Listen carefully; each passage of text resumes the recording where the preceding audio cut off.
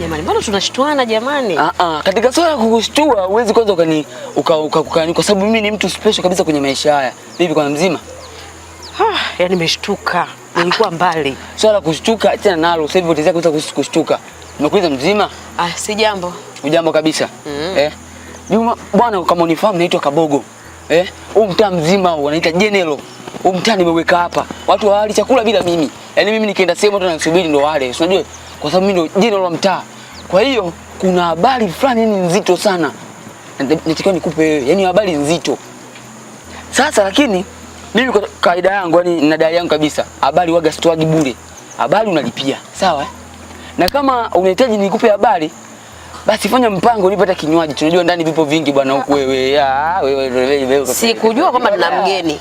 Ningekuwa ninajua hapo sawa. Ungenitaarifu tokea asubuhi kwamba utakuja. Acha uongo, nyumba nzima yote ligeti wanasema kitu wewe bwana. Yaani kila kitu kinakuja kwa taarifa. Basi ningeje hiyo. Mimi nikupe kitu yako tuondoke Aisha. Umeitamani tena naye. Leo tufanye mambo yako tuondoke bwana. Mimi nikupombea huo. Kwani ukinipa inakuaje?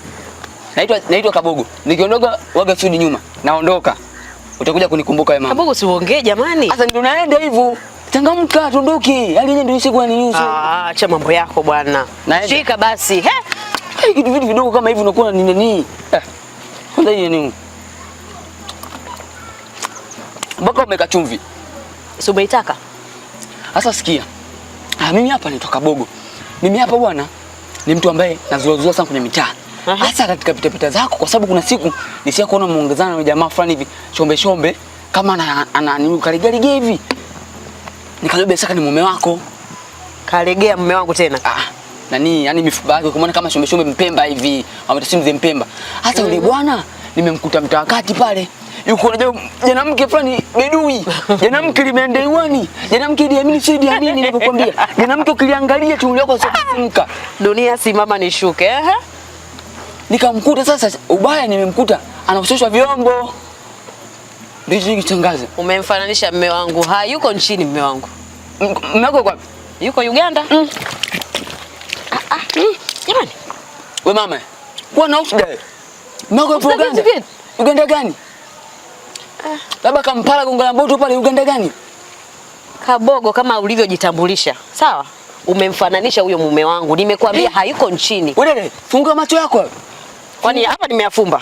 Fumbua macho dada yangu. Nimeyafumba. Nitambue. Hebu niangalie vizuri, niangalie vizuri.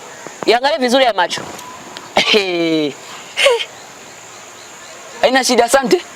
Mimi naenda. Tani. Bye, sina shida.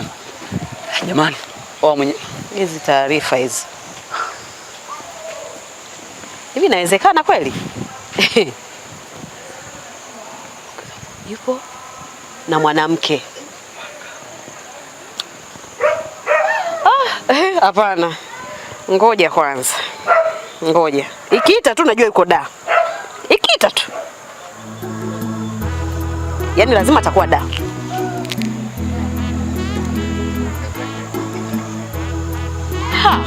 Si hapa jamani inaita.